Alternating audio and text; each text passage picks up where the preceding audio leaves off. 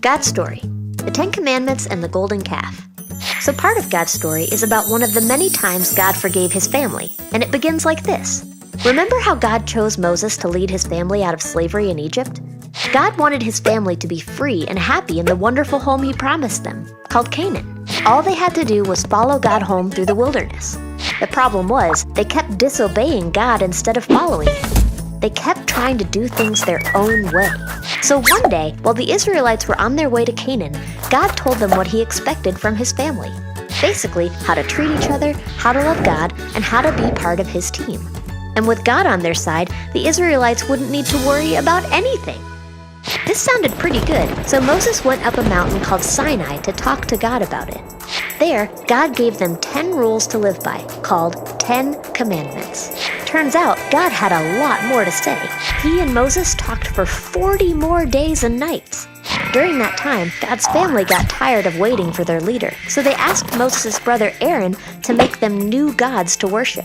But the very first commandment God had given Moses was, "You must not have any other god but me." Aaron and the people had just heard that. But Aaron wanted to make the people happy more than he wanted to make God happy. So he collected all their gold, melted it down, and turned it into a calf. That's a baby cow.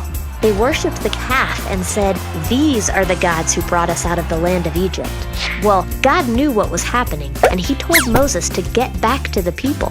When Moses saw what they were doing, he was so angry that he smashed the 10 Commandments God had written for him on the ground. Then he burned the calf, ground it to powder, threw it into the water, and made the people drink it, because it's a big deal when we choose to disobey God.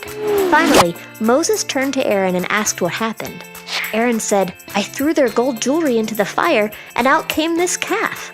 Even though the people disobeyed God, and even though they weren't all sorry for what they did, Moses begged God to forgive them.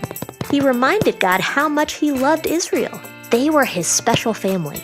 Of course, God did love them, and because Moses asked him to, God forgave them. See, God knew it would be impossible for his family to be perfect. That's why he sent them Moses, a leader who could show them how to follow God and remind God how much he loved his family.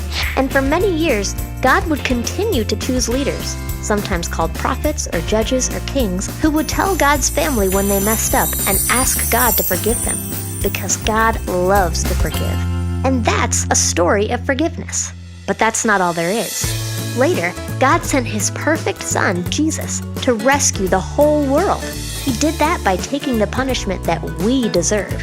Now, everyone in the whole world can become part of God's family.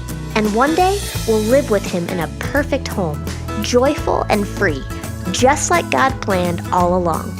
And that's a part of God's story.